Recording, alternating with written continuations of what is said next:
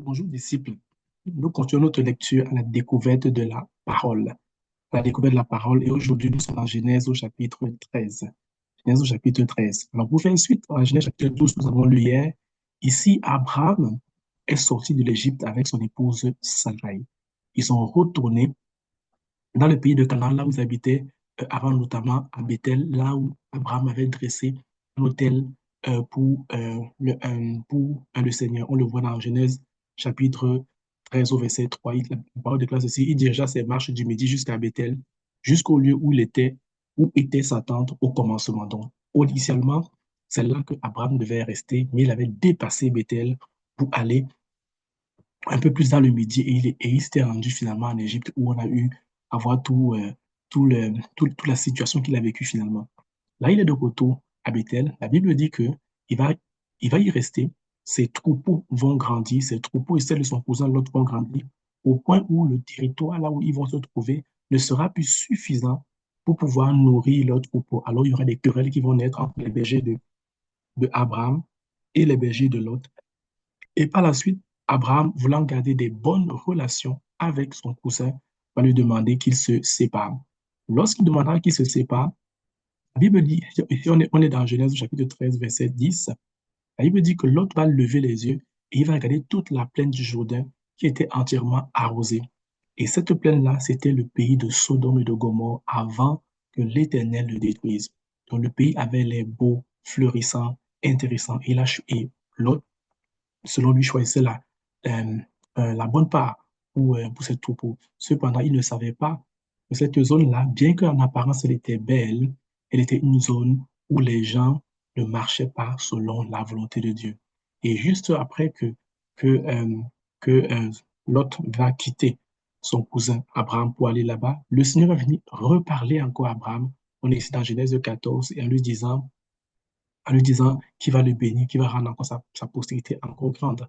C'est-à-dire que le Seigneur vient parler à Abraham juste après le départ de Lot, comme une espèce de confirmation pour lui dire que tu es à la bonne place, tu es vraiment là où je te veux. Le Seigneur va l'encourager au verset 17 à marcher, à parcourir le territoire en longueur et en largeur afin de le découvrir. Je vous fais remarquer ici que quand le Seigneur dit de parcourir le territoire en longueur et en largeur, il vient de définir le carré de sable dans lequel Abraham peut se déplacer. Il vient de poser les bornes de la zone d'influence qu'il a donnée à Abraham. C'était le pays qu'il lui a donné. C'est la zone dans laquelle il va prospérer. Il ne faudrait pas que ce dernier sorte de ce cadre-là. Alors, le, le texte, voilà, finit à peu près là, au niveau du chapitre là. Alors, quelles sont les leçons qu'on peut tirer? Il y a deux leçons majeures ici qu'on peut tirer. La première, c'est que Lot a choisi le pays de Sodome et Gomorrhe parce qu'en apparence, c'était un territoire intéressant. Dans notre vie, quelquefois, quand on veut faire les choix, on est porté à regarder juste l'aspect extérieur. On peut se déplacer, changer de pays, changer de quartier, changer de ville, là où on veut aller vivre. On va considérer les choses d'un point de vue extérieur. Ça allait plus développé, ça allait mieux, ça allait plus intéressant. On peut rencontrer des personnes et on peut canaliser notre choix de partenaire de vie, collaborateur de travail, collaborateurs avec qui on peut faire les affaires sur juste une apparence extérieure. L'autre l'a fait et il le paiera plus cher. Il le paiera cher parce que nous le savons, dans la suite des choses, Sodome et Gomorrhe vont être détruits. Ça veut dire que le choix de l'autre n'était pas un choix éclairé, mais c'était un choix qui s'appuie juste sur l'apparence. La deuxième des choses, c'est qu'on voit que lorsque Abraham est revenu au lieu où le Seigneur l'avait demandé d'être au départ à Bethel, le Seigneur va réapparaître comme pour redonner une confirmation encore à Abraham de ce que tu es à la bonne place.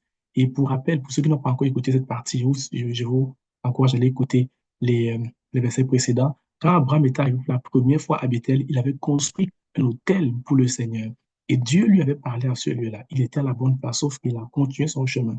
Et j'ai mentionné dans la vidéo concernant cette partie-là que ça nous arrive souvent à nous aussi, où le Seigneur nous appelle quelque part. On arrive là où le Seigneur nous appelle, mais on dépasse les bornes, on finit par délaisser le territoire que Dieu nous a nous a donné. Et ici, dans le texte d'aujourd'hui, quand on lit le texte à partir notamment des versets 14, on voit que le Seigneur va délimiter la zone dans laquelle Abraham doit se déplacer.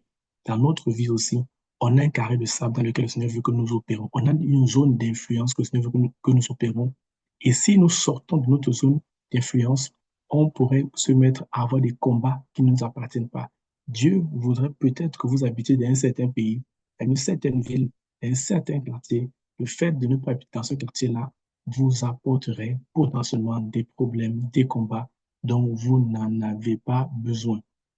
Ton disciple, comme action, je t'invite à relire le passage, tire les leçons qui sont peut-être intéressantes pour toi, partage-les en commentaire, mais déjà, voilà, il y a deux leçons. Ne porte pas tes choix, tes décisions sur l'apparence extérieure comme l'autre l'a fait. Consulte le Seigneur pour connaître quelle est sa direction. Et quand le Seigneur te parle, prends le temps de bien écouter parce que bien des fois, il va circonscrire quelle est ta zone d'influence afin de t'éviter des combats inutiles. Et ce, à une prochaine vidéo. Merci.